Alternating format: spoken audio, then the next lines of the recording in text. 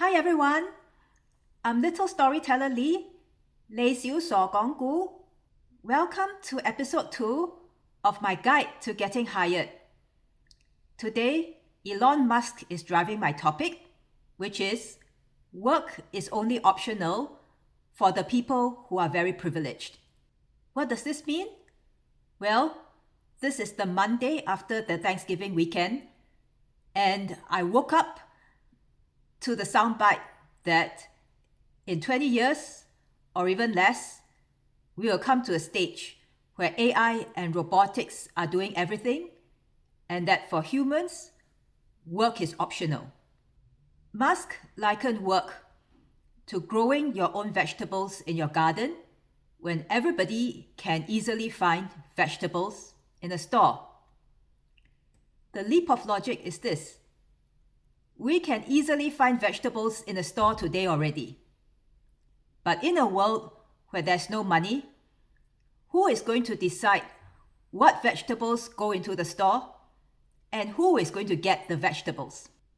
Musk said that money determines the allocation of labor. And therefore, if there's no labor, there is no need for money. We all know that money serves a different purpose too. Money decides how goods and services get allocated. That means that money is the thing that gives us choice. If we are buying vegetables at the store, some people will want eggplants, some people will want potatoes, and others will want cabbages. How does the store decide how much cabbages, how much potatoes, and how much eggplants they want to stock up on? If nobody is paying for any of these things, they're just going to get whatever is cheapest and easiest for them. Nobody will get to choose. And where do all these vegetables come from? Farmers will still need to decide what they want to grow. If farmers decided that their work was optional, then the day that they decide not to work, everyone's gonna go hungry. When nobody has to pay for what they eat, the world becomes a gigantic soup kitchen. The one who doles out all the food is the person who gets to decide what everybody gets to eat for lunch, or who even gets to eat at all. And what happens when you're too late to the line and all the food has run out? If the person before you hasn't paid for what they have, nothing's stopping them from taking everything in the store. And nobody will accept that they deserve what they have in their hands. You take too much, you get stampeded. You take too little, you go hungry. Nothing prevents someone from grabbing the whole stock and killing anyone who wants to snatch from them. When you have no money and you have no ownership, all that's left is anarchy. How do you have choices in such a world beyond what Big Brother chooses to give to you? That is what Musk is calling a hobby.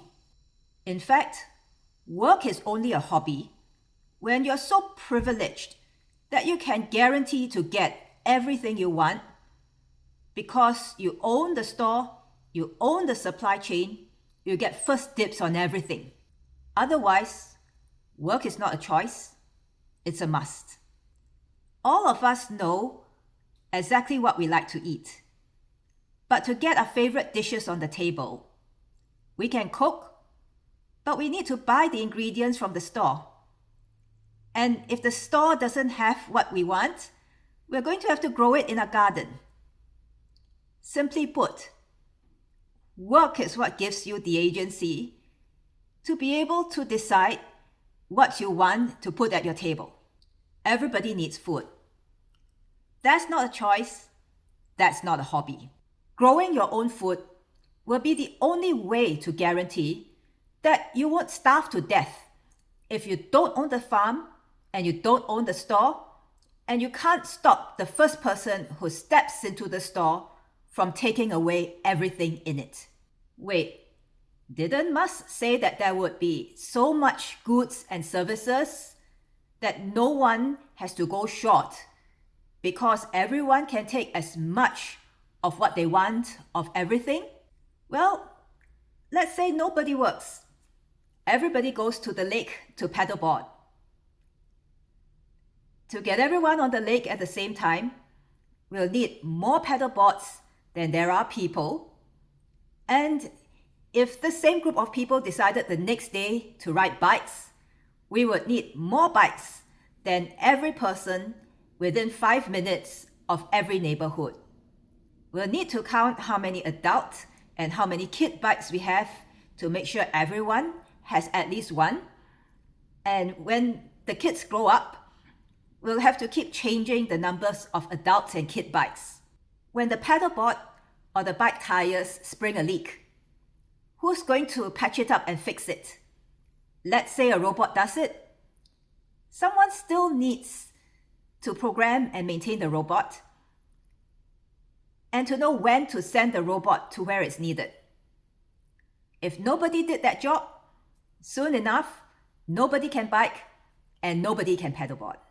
In other words, the only way to get to a world where no one goes without and no one pays for stuff is by overproducing so massively in every single town and village that people have infinite choice of every good and every service that they can possibly imagine. Food costs money, materials cost money, robots are made up of materials, and silicon is needed for every piece of intelligence a bot might have. Don't fool yourself that such abundance will be achieved before the earth gets plundered of everything that's in it. Metals are finite, and rare earth minerals are called rare earth for a reason. And even then, human wants are subject to human imagination. Let's say you have so many hairdressing robots that everyone can get a haircut whenever they want, and they're programmed to cut hair in every style that anyone has ever imagined. There's nothing stopping you from thinking up a style that no one has ever cut before. And at that point when you want it, you'll either have to do it yourself or you have to learn how to program the robot to do it. And what about the notion that if the Earth runs out of energy, we can harness energy from other planets to make up for that? Well, we don't have that today. And if no one innovates, it's never going to happen. And nobody can deny that innovation is work.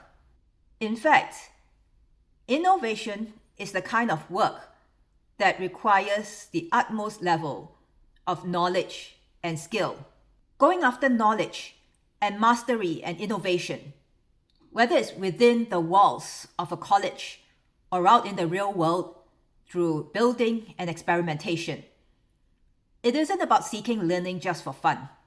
It's about developing the power to reshape outcomes in spaces where there's breakage and scarcity.